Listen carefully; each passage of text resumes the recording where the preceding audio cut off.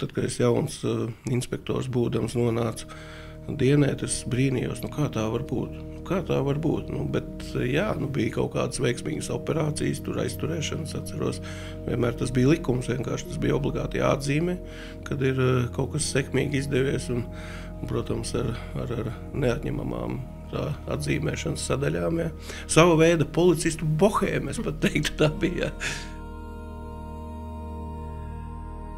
Forša filma atgrieza pagātnē, jaunībā atgrieza. Tas tieši saistās ar manu dienestu sākšanas laiku. Tik tiešām, ja toreiz būtu bijuši sociālie tīkli un tik plaša informācijas apmaiņas iespēja, tad droši vien cilvēki vienkārši juktu prātā un domātu, kādā pasaulē mēs dzīvojam. Tiešām tas laiks bija ļoti, ļoti tāds sarežģīts. Pīpēja kabinetā vienkārši tur zili mākoņi griezās un arī kaut ko stiprāku ieņēma. Tas bija klātesošs, nenoliekšu. Vienlaikus, protams, filmā tāda sajūta brīžiem rodas, ka ir tikai viens labais varonis vai tur vēl viņa draugs varbūt savā ziņā. Ja?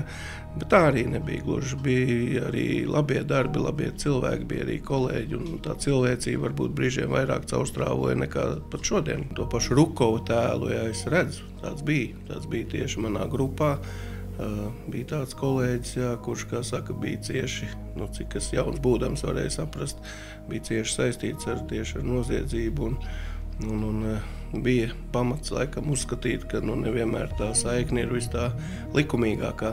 Abi tur nianses, varbūt dažas detaļas, ja kaut kādas, gribu pateikt, ka Makārova pistolē tikai 9 patronas, ka laikam nevar uzreiz tur 11 izšaut, bet kaut gan bija modificētais modelis īstenībā, kur bija 15, ja godīgi. Jā. Tiešām apbrīnoju tos iesaistītos cilvēkus, kur es saprotu nekādā veidā nav profesionāli aktieri.